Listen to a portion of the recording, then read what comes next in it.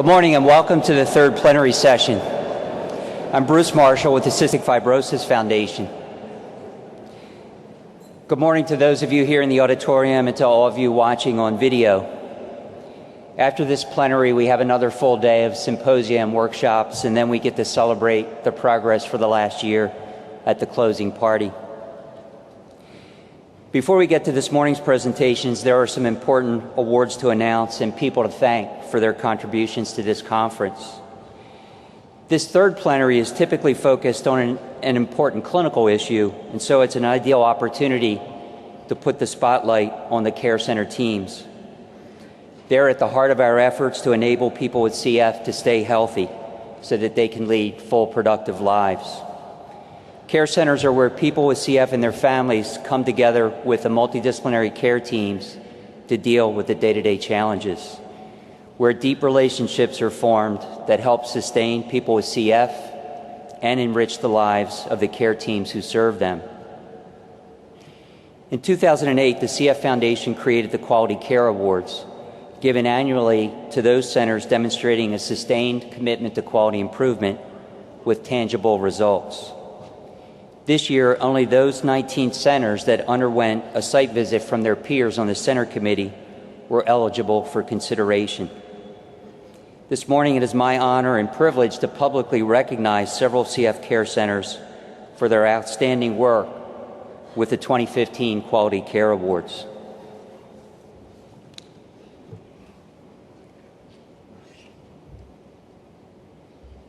They are the Children's of Alabama, University of Alabama in Birmingham, Pediatric and Adult Programs, Kaiser Permanente Medical Care Program, Pediatric and Adult Programs, Wake Forest University Pediatric and Adult Programs, University of Nebraska Pediatric and Adult Programs, and St. Christopher's Hospital for Children, the Pediatric Program. Please join me in a round of applause in recognition for these teams.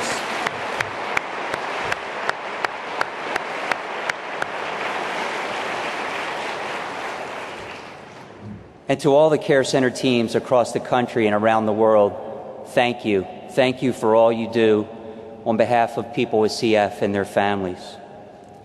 Next, we'd like to recognize the care centers that have gone the extra mile in partnering with their local CF Foundation chapter to support our shared mission.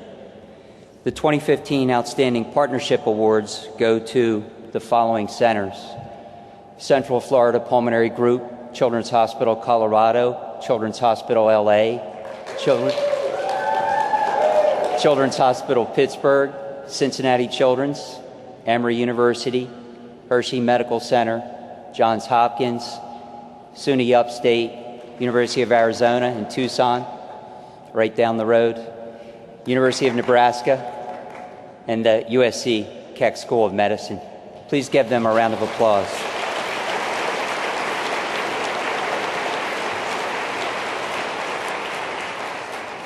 We at the national office and your partners at the local chapters greatly appreciate your support and partnership. Next, we'd like to recognize those who played a key role in putting this year's conference together. The Program Planning Committee did a terrific job organizing another great conference. The co-chairs of the committee, Amanda Leonard and Wayne Morgan, did a great job in leading the planning committee.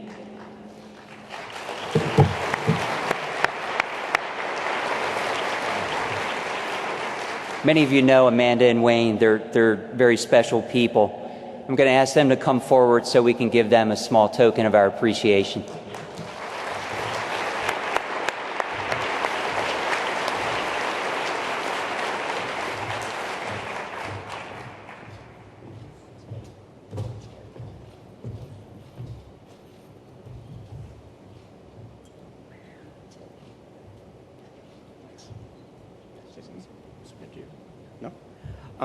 Thanks very much, Bruce, and thanks to the Foundation. Most importantly, thanks to the tremendous program committee that really did all the work in putting this together, and the very hard-working Cystic Fibrosis Foundation team that made this all run. Once again, it's been an amazing meeting. I watched many people recharging their tablets and iPhones every 4 to 6 hours. This meeting recharges me for a whole year, because my Out west, we have a song, I think it's Willie Nelson, "My heroes have always been cowboys." My heroes have always been the patients, their families, and their loved ones, and importantly, the volunteers who give so much to have made all this happen. So thank you. Guys,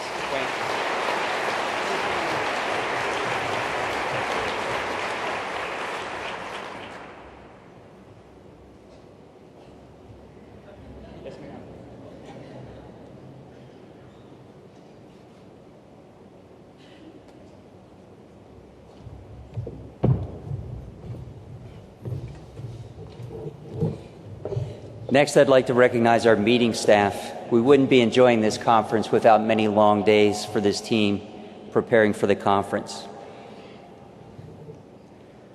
Here's Cynthia and her great team. Please give them a round of applause for all their hard work.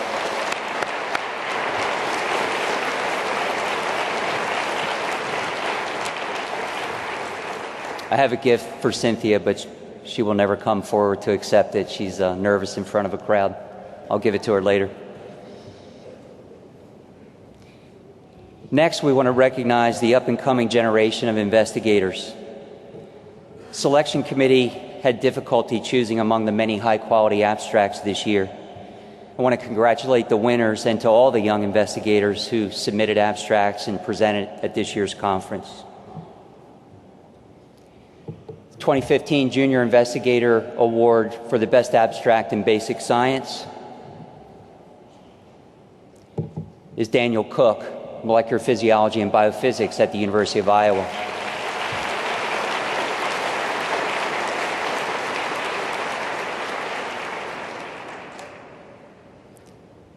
And the Junior Investigator Award for the Best Abstract in Clinical Research, David Nickham, Pulmonary and Critical Care, University of Minnesota.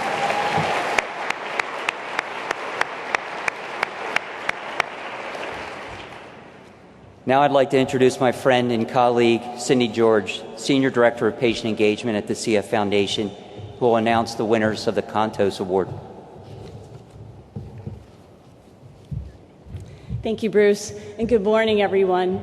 I'm honored to present the Cystic Fibrosis Foundation's second annual Mary M. Cantos Care Champion Award.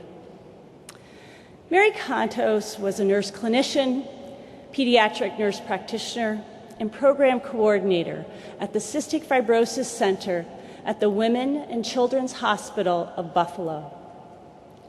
She devoted her life to caring for and advocating for individuals with CF and to promoting her center's team cohesion. She was deeply committed to the mission of the Cystic Fibrosis Foundation and played key roles in the foundation's efforts to advance quality improvement on a national and local level. She was a mentor and coach to many in this room, including myself. And sadly, this vibrant and inspiring woman died in 2012 at the age of 60. But we remember Mary Cantos today with this award, presented to a non-physician member of the care team who has made significant contributions in the field of day-to-day care. This award is given to individuals who display Mary's passion for excellence, commitment to improving the lives of individuals with CF through exceptional care and advocacy, and lifelong dedication to leading and pioneering advancements for the CF community. Of the 18 highly qualified nominees, 2 were selected to receive this year's award. Our first recipient is described as empathetic, hardworking, passionate, and proactive in caring for people with CF and their families. Possessing a wonderful sense of humor and infectious enthusiasm for excellence, she is a patient advocate with strong leadership skills. Recognizing that CF care is demanding and only one part of a patient's and family's life, and colleagues say she seeks to understand this bigger picture of each person's life to ensure that they have the educational and community resources needed to make living with CF more manageable. Since starting at our care center in 1988, her leadership contributions to her center's program are many, most notably leading work in patient education and quality improvement. She is nationally recognized as a nurse leader in the CF community who is committed to promoting professional education and encouraging a more cohesive CF care model by serving as a quality improvement coach. I'm proud to present the Mary M. Cantos Award to Elizabeth, or better known as Betsy, Bryson. Where is she? Get up here. Betsy is the pediatric pulmonary nurse practitioner at the Children's Hospital of Medical Center of Akron. Thank you. Would you like to say a few words? Sure. Well, I wasn't prepared for this, but thank you very much. I'm very honored. I knew Mary Cantos for many years, and she's an excellent role model for all of us in CF. I couldn't do this without my care team at Akron Children's, and I'm indebted to the CF Foundation for the opportunity they've given me to grow both professionally and personally. And as all of us think, it's our patients and parents that we think of day in and day out that inspire us to continue to be here every day. Thank you. Would you just stand here?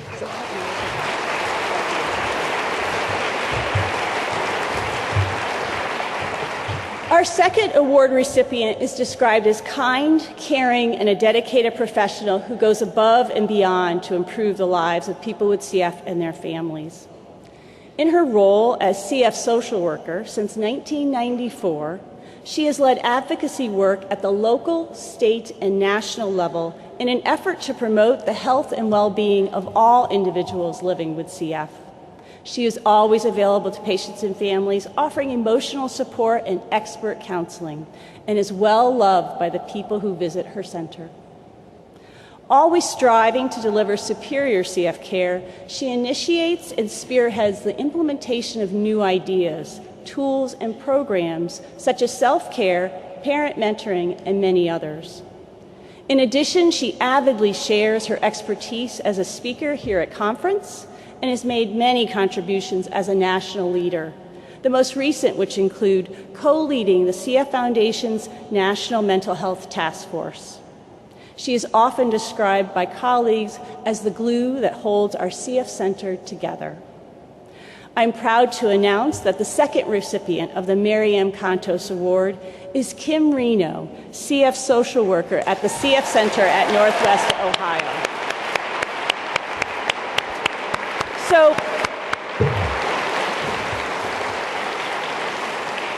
So Kim had to leave for conference early for a family event, so though she could not join us here in person, she is joining us by phone today. Kim, are you there, Kim? Good morning from Ohio. Hello, Kim. We are all so proud.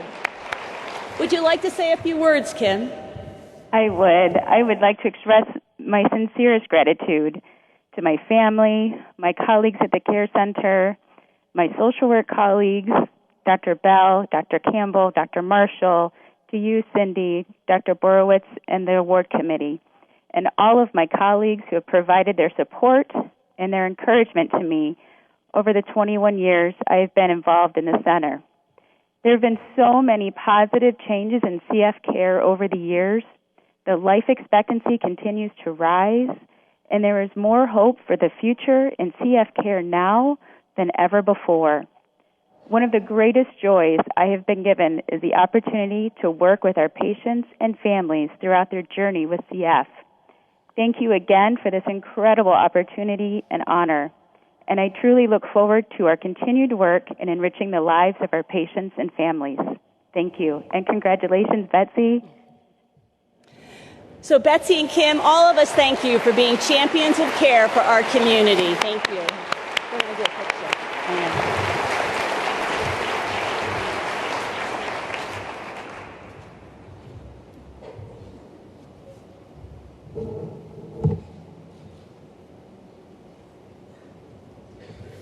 Thanks, Cindy, and congratulations to Betsy and Kim. I can't imagine how next year are going to top Betsy and Kim. They're just awesome. But it seems like every year we find terrific people in our community. So now we're going to move on to the plenary, and it's really a great honor to introduce this morning's distinguished speakers. Drs. Alexander Quintner, Stuart Elborn, and Beth Smith.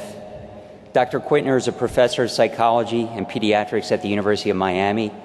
Her research focuses on the measurement of adherence and the development and implementation of interventions to improve disease management.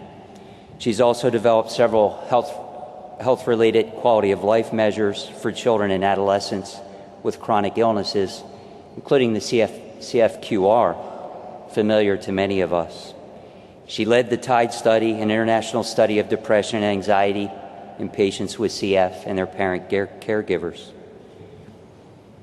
Stuart Elborn is a professor of respiratory medicine and dean of the School of Medicine, Dentistry, and Biomedical Sciences at Queen's University in Belfast.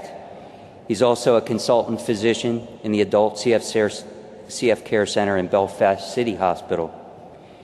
His research and clinical care interests are focused on improving outcomes for people with CF and other chronic lung diseases by delivering optimal care and innovative therapies. Beth Smith is an associate professor of psychiatry and pediatrics at the University of Buffalo School of Medicine and Biomedical Sciences, where she is director of training in child and adolescent psychiatry, the chief of service for psychiatry and behavioral medicine, and medical director of the Children's Psychiatric Clinic at Kaleida Health. Her research interests focus on the impact of mental health on chronic medical conditions and collaboration between primary care providers and psychiatry to address the public health needs of children with mental health problems. The title of this morning's presentation is "There is no health without mental health." Our speakers will be addressing three key questions: why, what, and how. Why should we focus on mental health? What should we be doing? And how do we go about doing it? Please join me in welcoming the speakers to the stage.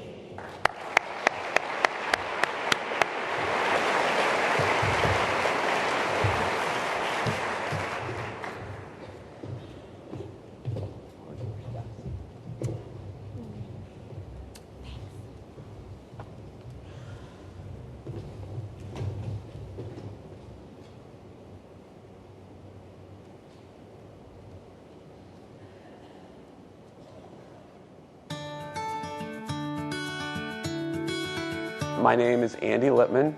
I am 41, soon to be 42 years old. I am a husband to Andrea, a father to Avery and Ethan. I'm also a sports fanatic. I love baseball. I'm also a fundraiser, a motivational speaker, an author, and someone who just wants to beat cystic fibrosis. The biggest struggles I have being that I have cystic fibrosis, it's not just the physical side, it's the emotional side. Dealing with the stress of having an infection, dealing with the stress of dealing with a life-shortening disease. When I was going through clinical depression, when I was initially diagnosed, one of the things I mentioned to the therapist who said it was the exact definition, as I said, I felt like I was in a well, and as I was climbing up, the well was getting deeper and the hole was getting smaller, and I just couldn't get there. And I always thought, you know, this is a one-time thing and it's over. It's like a cold. You get it, you get rid of it, it's gone. But what I didn't realize, it never really leaves. It's always there. It's kind of hibernating. At first, I dealt with it knowing the life expectancy of the disease. And then I dealt with it in college, wanting to be the same as everybody else, not so different. And then it's when you get married and you don't want to leave that person behind. And then it's when you have children and you don't want to leave them behind and you want to see all their milestones in their lifetime. So going to get help was a big thing for me. And it was something that really worked out for my family and for me. I've learned as I've gotten older that going to therapy, that dealing with depression and anxiety is a part of who I am. And it's a part of fighting this disease. If you can't do that, if you can't go to therapy, if you can't get better, if you can't work on the mental side of it, then it's hard. It's difficult to fight this disease every day.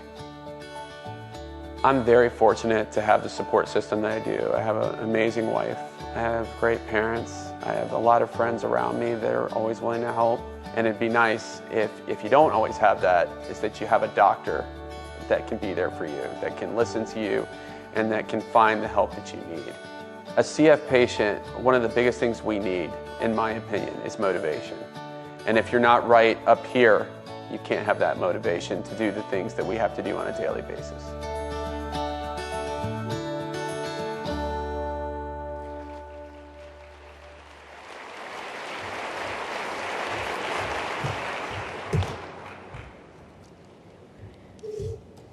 Andy's comments and profound insights are the reason we are here today.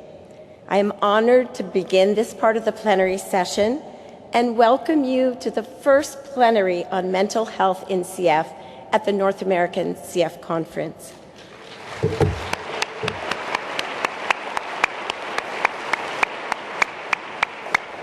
This is an enormous milestone for us, and we are also thrilled that so many people are joining us online today. The theme of our plenary is "There is no health without mental health," and this theme runs through all three of our presentations. There are three premises underlying our plenary session. The first is that our well-being includes both physical and mental health, and we need to assess and treat both of them. We need to be treating the whole person in a holistic manner so that they can increase their health and their well-being. The second premise is that we have reliable, very brief, and valid tools to assess these symptoms of depression and anxiety. They take 5 to 7 minutes, and it's just like getting your blood pressure checked or going in to have your weight and height measured. The third premise is that if you have a chronic illness or you care for a child with a chronic illness, feelings of depression and anxiety are normal responses. Feelings of sadness, discouragement, and worry are normal responses to this challenging situation. And importantly, they affect our behavior. We are all aware of the cycle of inflammation, infection, and obstruction that characterizes this disease. And we know from the published literature that CF can lead to increased feelings of depression. Interestingly, new data suggests that depression itself, independent of disease, can cause inflammation. And Ted Lill is actually conducting a study to investigate this. There are also a number of studies that indicate that feelings of depression lead to worse adherence to the treatment regimen. And we also know that poor adherence can then increase the risks of infections and health outcome decline. Depression has also been shown to affect clinic attendance, exacerbations, lung function, BMI, and health-related quality of life. If we look at the broader literature on chronic illness and mental health, we see that individuals with chronic conditions are at greater risk for depression and anxiety, and parent caregivers as well. In CF, we have several single-center studies which have also documented elevated rates of depression and anxiety among individuals with CF and parent caregivers. So the international CF community decided to assess systematically the prevalence of these symptoms among our individuals with CF and parent caregivers. And that led to the TIDE study, the International Depression Anxiety Epidemiologic Study. The TIDE study was collected on less than a shoestring in 9 countries, 8 countries in Europe, and 45 centers in the United States. And this was a remarkable achievement by our community. In the TIDE study, we gave 2 very brief screening measures of depression and anxiety at a stable clinic visit. And we also gathered background information and medical data from the charts. We screened 6,088 patients and 4,102 parent caregivers. I want to give a huge thank you and shout out to all of you who collected these data, many of whom are sitting here today. What an accomplishment, and really it was all of you who made it happen. So the TIDES results. These are the results that show a clinical score above the clinical cutoff, so elevated symptoms of depression. We found that 10% of our adolescents, 19% of our adults, 31% of our fathers, 37% of our mothers were depressed above a clinical cutoff.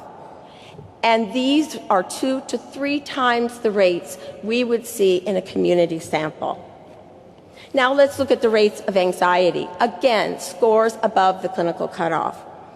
22% of teens with CF, 32% of adults, 36% of fathers, and nearly half of our mothers scored above a clinical cutoff. Again, these are 2 to 3 times the prevalence we would see in the general population. The TIDE study also allowed us to examine concordance between parent-teen pairs. We had 1,130 of these dyads. If either parent was elevated, that teen was almost 5 times more likely to also score in the elevated range. And for anxiety, if either parent was elevated, that adolescent was 3.5 times more likely to score in the elevated range. And this highlights the importance of screening parents. In conclusion, there is a high prevalence of depression and anxiety in individuals with CF and parent caregivers. And that prevalence is 2 to 3 times what we would find in the general population. We have documented negative effects of depression on adherence, healthcare costs, healthcare utilization, quality of life, and importantly, our health outcomes. Parents have also reported high prevalence of depression and anxiety, and the concordance between parents and adolescents suggests that we must screen and treat both patients and parent caregivers. Thank you.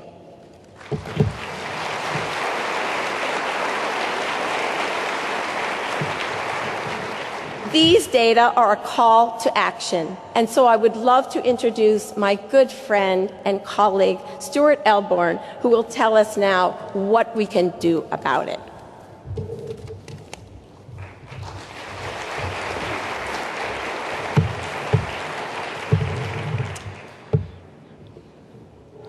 Thank you, Alexandra, for sharing with us this really important data from the TIDE study, which have generated results that are a call to action and challenge us across the CF community to really consider the psychological health in people with cystic fibrosis and their caregivers.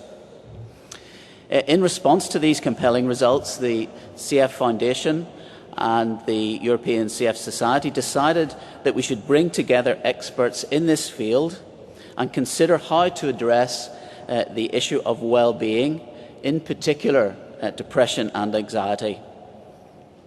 Both organisations agreed to support the development of guidelines on how to promote optimal well-being in people with cystic fibrosis in our CF centres.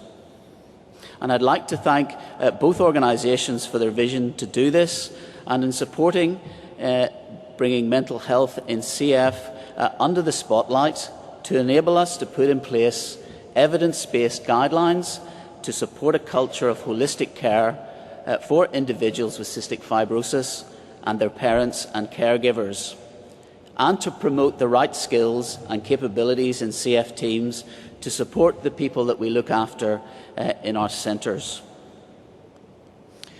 We began 2 years ago in Philadelphia at the American Thoracic Society meeting, where we brought together the full expert committee to discuss the vision and identify the topics that we believe should be addressed. We finished last year with the same group at a meeting in Tuscany, where we produced the draft document for consultation and subsequent publication. Between these meetings, there were regular steering group meetings by teleconference and much work undertaken by our passionate and committed subgroups, which included healthcare professionals right across all the disciplines in cystic fibrosis, and importantly included individuals such as Chris Kabam, who's in the audience, who has CF, Jacqueline Nordhook, Martin Hugg and Kathy Sabadosa, all parents of people with cystic fibrosis.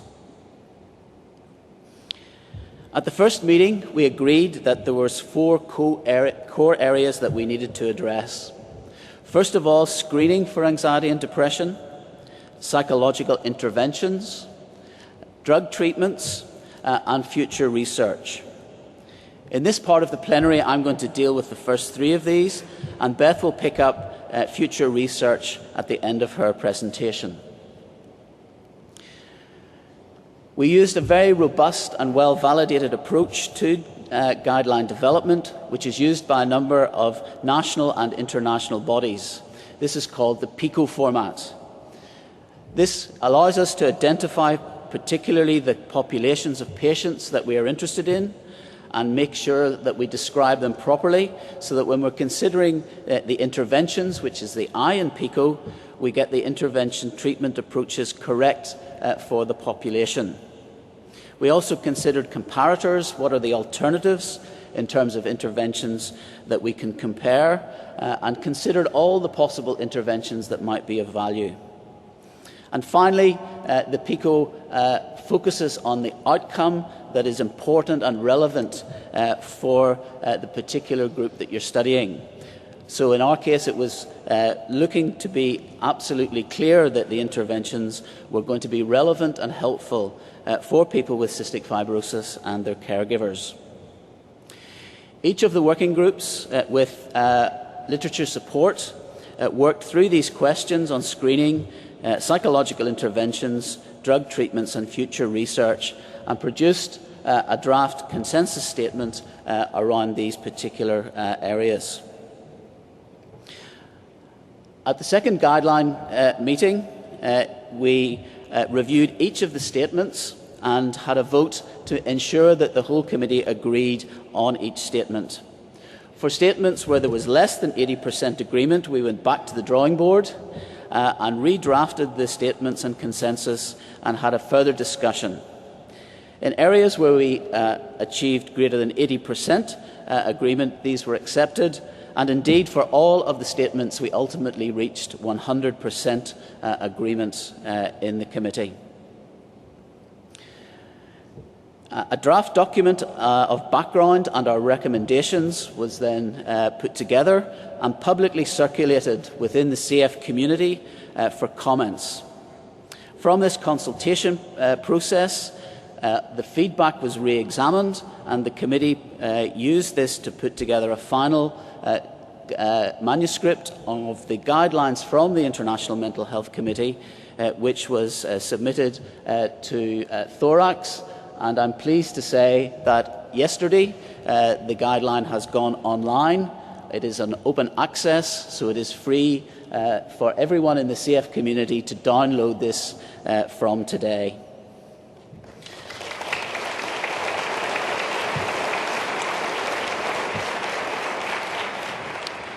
So I'm now going to get to the what. What are we recommending?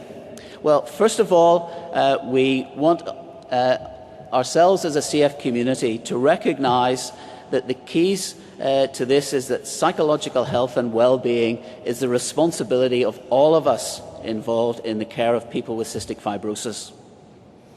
Supporting good health requires us to consider the whole individual, their physical, mental and emotional well-being.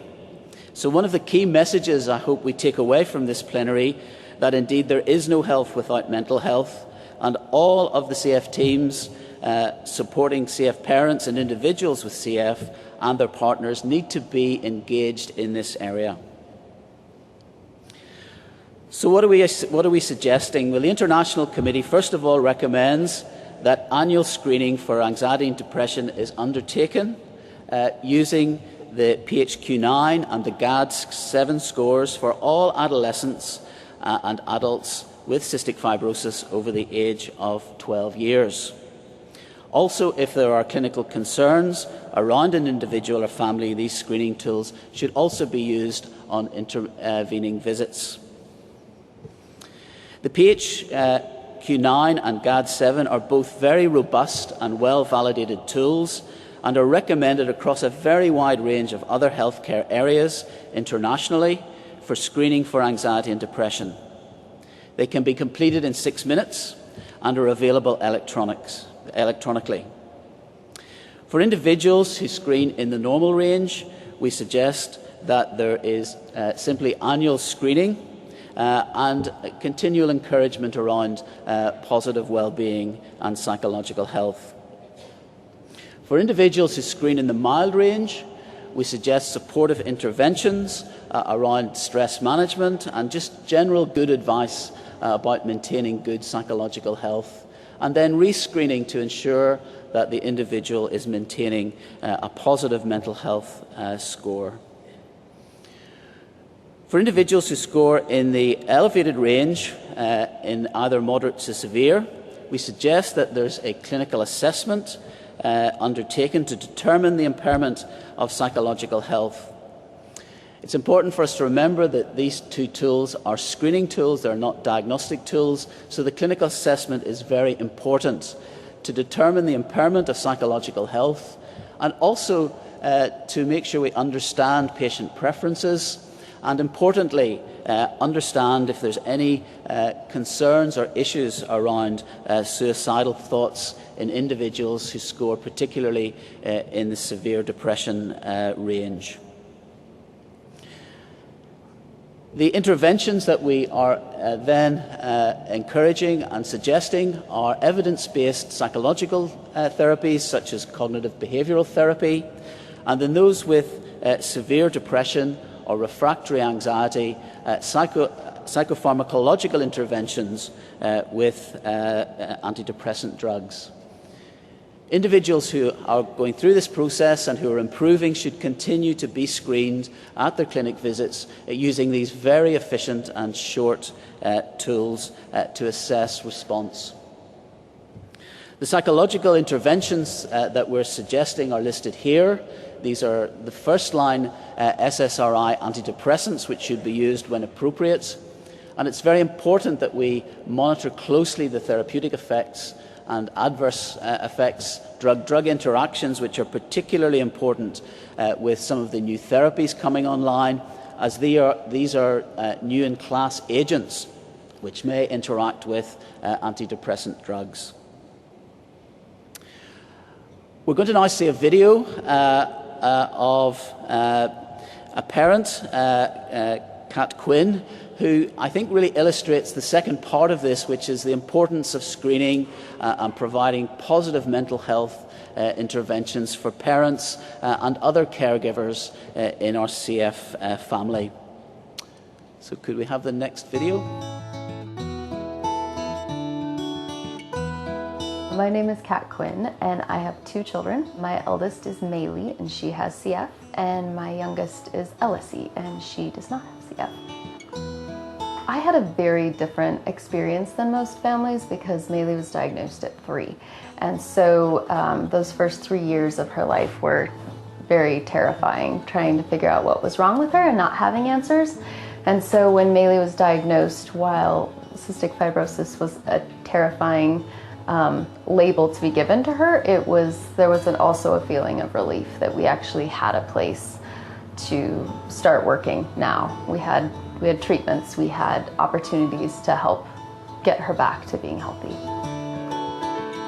The emotional aspect of CF is probably the most impactful aspect of everything. It's that feeling of being out of control, not being able to fix something. No one can go through what we go through every day, watching our children in pain or struggling to breathe or being the one to hold them down for a procedure and not feel some sort of anxiety and depression. There would just be nothing in you if you didn't feel that. And so it doesn't matter how amazing your support system is. It doesn't matter how amazing, all the other moments in your life are. There are these key points within the CF life that absolutely rip you apart.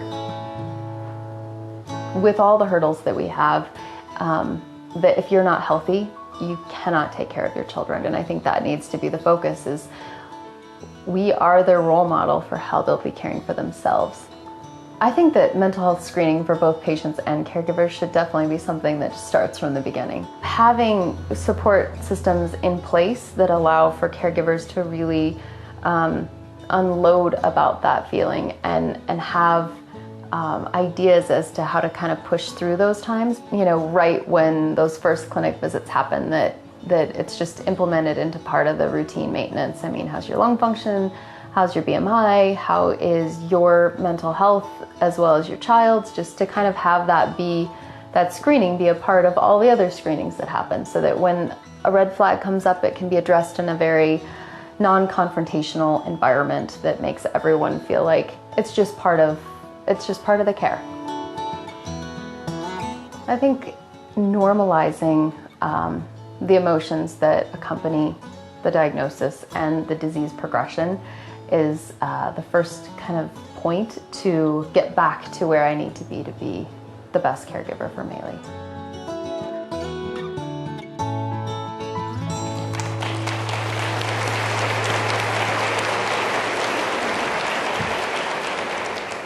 Thank you, Kat, who is in the audience, for that really clear and honest articulation of the challenges that parents and caregivers have. And so in the Guidelines Committee, we felt this was a really important area for us to address, though not without some challenges. And so we have decided and recommend that there is annual screening made available for caregivers, again using the PHQ-9 and the GAD-7 questionnaires. And in the normal range, this should be then used annually to do a checkup once a year with parents and caregivers around their mental health, as Kat has so well described. In the mild range, we again suggest that there is a preventative and supportive intervention to understand what the challenges or issues are and to provide some good advice, and then continue an annual screening with the caregivers. If we find an elevated screening score with these tools in the moderate or severe range, we would suggest that there's a referral of the caregiver for further consultation, and this may be through their primary health care provider or other mental health support services that are available in the particular area.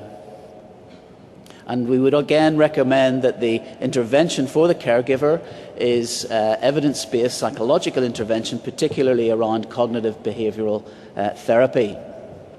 But this event of finding an elevated range in a caregiver should also precipitate assessment of the child.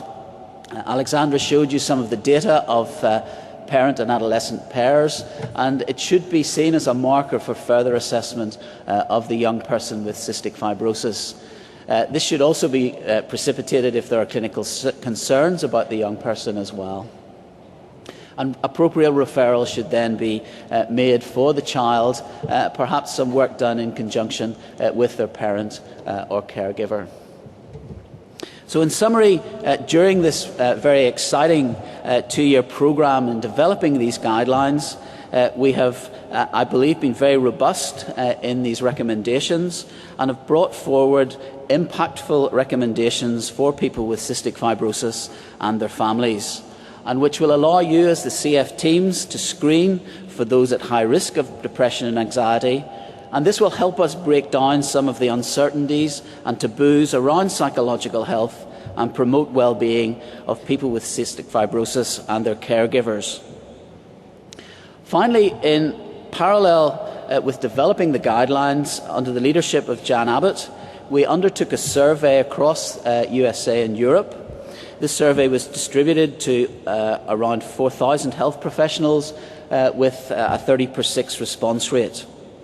And this demonstrated, as you can see in these panels, that in many CF centres there are real challenges in terms of capacity and capability of delivering screening and intervention for mental health. And if you just look at the middle panel, you can see that many of our CF centres, our teams don't feel they have experience with mental health screening, and so this is a key area for us to address.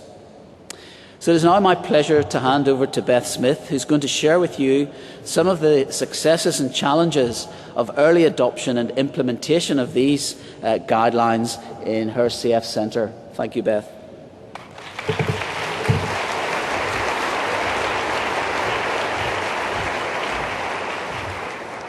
Good morning, and thank you, Stuart. The title of the plenary, "There is no health without mental health," is a quote taken from the first Inspector General from the World Health Organization, who, by the way, was a psychiatrist. Nearly 60 years later, we are moving this premise forward, both within the guidelines and here in the plenary today. The Cystic Fibrosis Foundation and European Cystic Fibrosis Society has put mental health as an objective, and I want to thank them for this, as it really is sending a clear message to all of us who care about the mental health and total well-being of our patients. This morning, I'm going to review some strategies for implementation of these guidelines.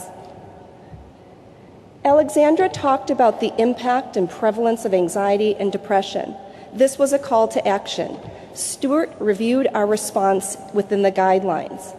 These guidelines, however, are supported by multiple international, national, and practice-based guidelines. For example, the American Academy of Pediatrics recommends depression screening for all adolescents on an annual basis. This is together with other health maintenance and preventative techniques, such as when do you give immunizations? And so again, they're grouping this together with these other important preventative health measures. The U.S. Preventative Task Force recommends screening for adolescents and adults. The UK NICE guidelines recommend screening for adults with chronic illness. And there are increased incidents of depression and anxiety in chronic illness. And the American Society of Clinical Oncology recommends screening for both anxiety and depression in adults with cancer. We know depression is an independent risk factor for coronary heart disease. And the American Diabetes Association recommends screening for depression in all patients with diabetes. What we've learned, however, from these other guidelines is they often fail in the implementation strategy. And the Cystic Fibrosis Foundation is really leading the way and will help to show others how to implement mental health guidelines. We have a great opportunity here to improve the health and quality of life of our patients and families. But we know that there is a lot of work to do and that our current capacity to provide this important work is modest. So how are we going to do this? We're now going to hear from one care center who was able to integrate mental health care right in the care for all of the patients with cystic fibrosis at their center.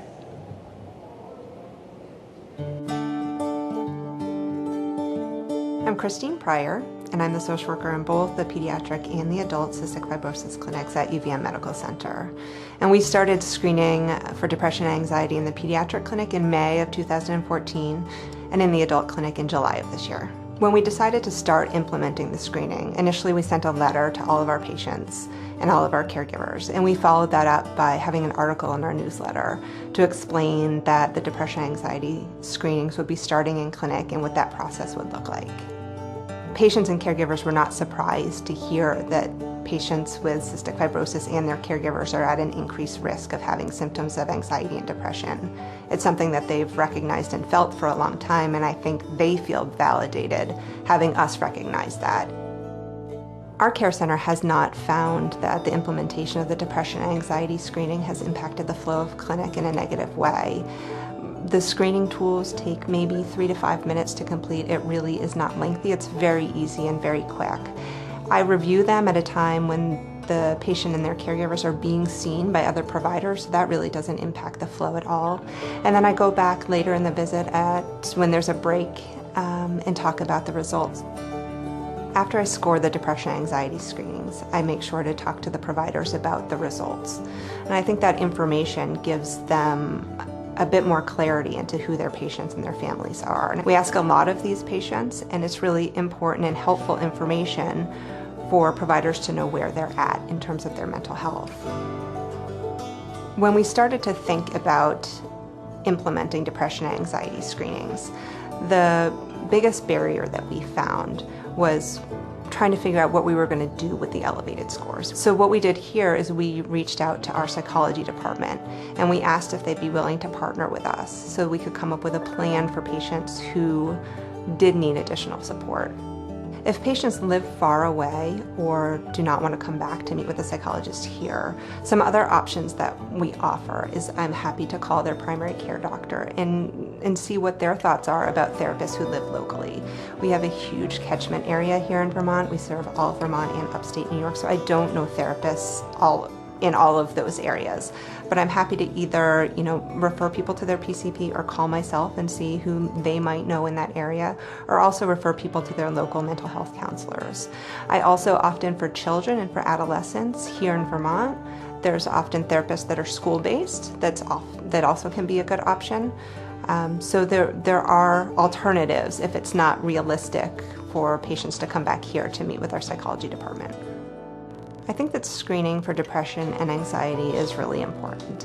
It's been important for me as a social worker because I think it has allowed me to get to know my patients and their families on a deeper level. It's allowed patients to know that their mental health is something that they can talk to me about. When you have a parent who is well cared for emotionally and you have kids who are well cared for emotionally, they're going to better be able to be adherent to the complex, lengthy, time-consuming treatment regimens that we're asking them to do.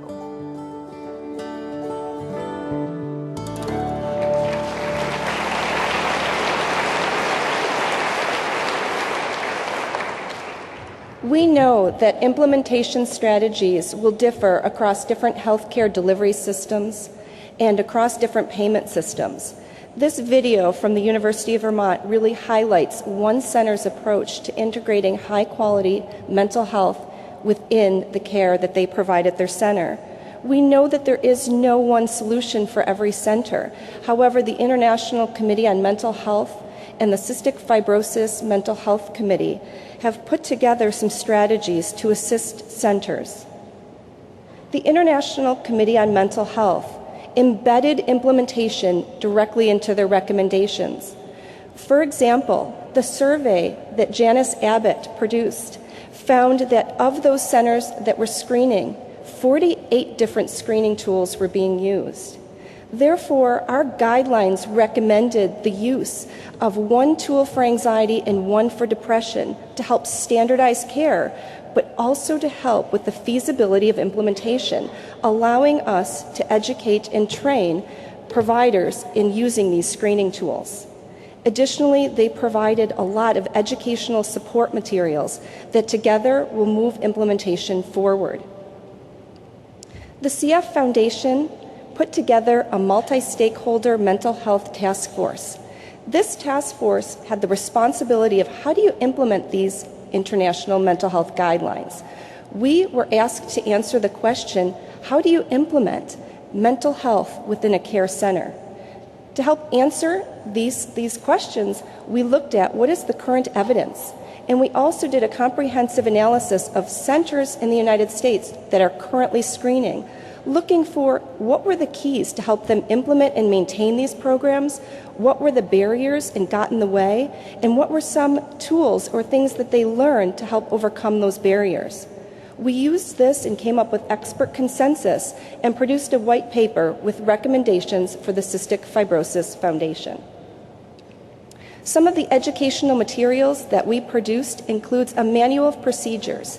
This is what my colleague, Dr. Borowitz, had called the work before the work. It was created in Buffalo as we started depression screening over 3 years ago and highlights all of the steps that you need to take to put this into practice. We then gave the tool to Lurie Children's Hospital, who was able to implement depression screening in their center, and after this was vetted, turned it over to the International Committee on Mental Health, who was able to adapt the guidelines, and I'm proud to say has been published as a supplement to Thorax and is available for all centers.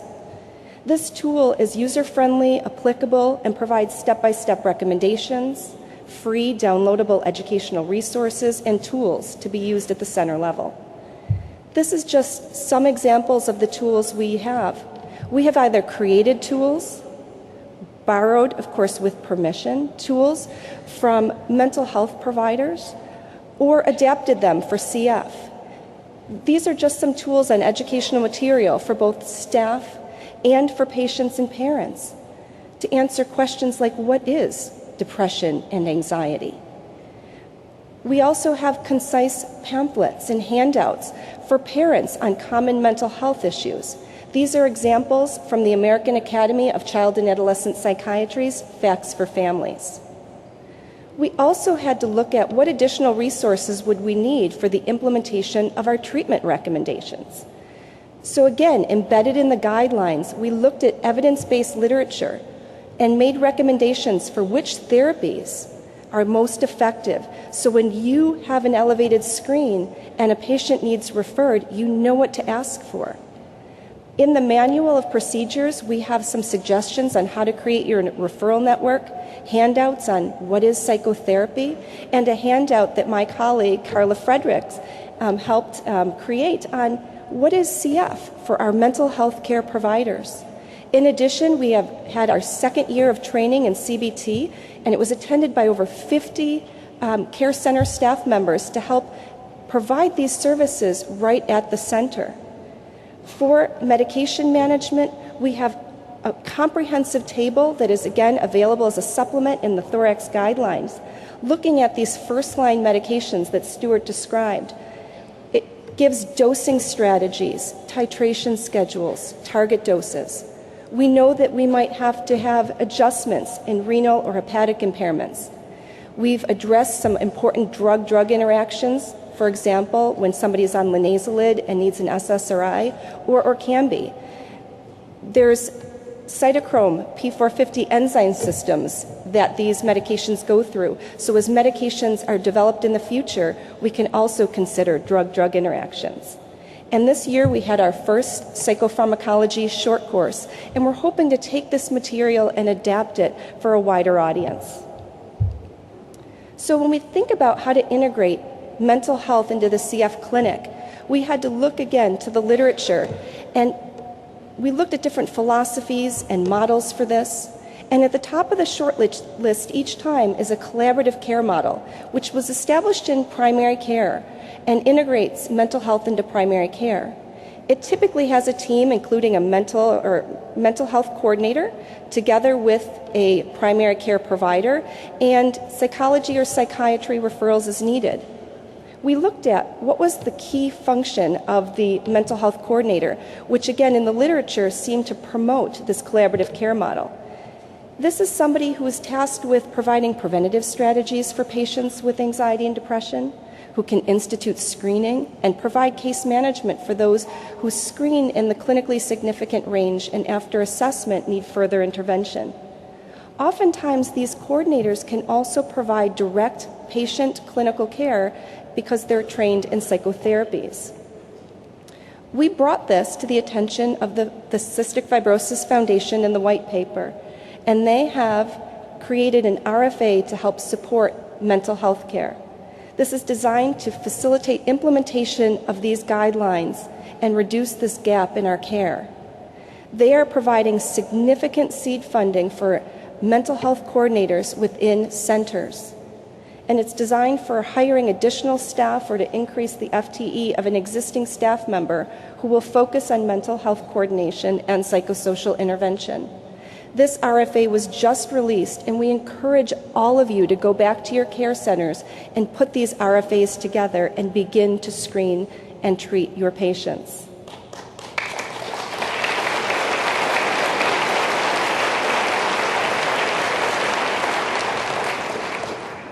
In summary, mental health is an unmet clinical need which can affect disease management. These guidelines and the implementation strategies are a step to assist our community in treating depression and anxiety. We know that patients and families recognize this and are receptive to screening, as shown by having over 10,000 patients and caregivers participate in the TIDE study. We have really tried to work hard to remove some barriers to implementation. For example, choosing brief, reliable screening measures, and this RFA providing a vehicle to support these activities in CF centers. By the effective screening and treatment of anxiety and depression, we have the ability to reduce the human cost of psychological distress and promote the whole well-being of our patients and those who care for and about them, because without good mental health, we cannot truly be healthy. Thank you.